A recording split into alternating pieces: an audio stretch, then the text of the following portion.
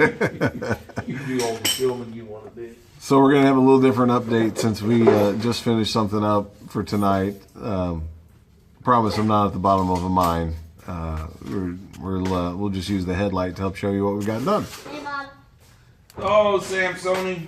So that this bimetal spring here is that's the heat riser, and there's a gasket that goes from there to here that I finally got to my exhaust flange between those two. So I got that in, and with that in and on now, we were able to hang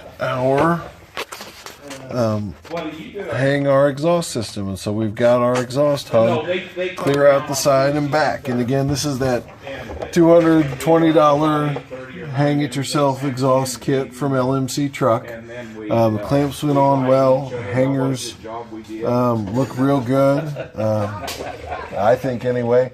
Humps up over the axle really nicely, and it's a side exit, so it's the old stock exit style. It went up pretty darn well. Now we had some cutting here and there. This pipe here, this kind of step angle pipe, we shortened it on each side by about 3 inches or so, and we shortened our tail piece by about 3 inches, so that we weren't banging against the back of that cross member behind the axle. And we also made sure we cleared our axle travel and everything there. But it beyond that, those 2 cuts per side, and we drilled our holes for our hangers at the back. The front we had hanger spots from the old system sitting there, so we drilled our hangers down there.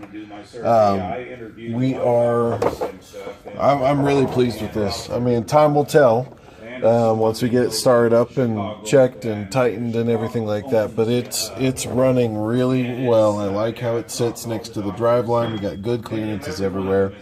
I'm really pleased with the system overall. I couldn't. I think this is money well spent. Now, you know, maybe you could hire somebody to do it for $600, but for $400 less, you can get a system with glass packs and stock exit for the V8. And so far, it's good aluminized steel. It's got, you know, a good coating on it. I think it's going to last really well. We'll see though. Time will tell. Watch for the long-term review video. So we've got a little bit more work to do. Mate, we might get the oil in the motor tonight, and hopefully next night be transmission cooler lines and that getting mounted up.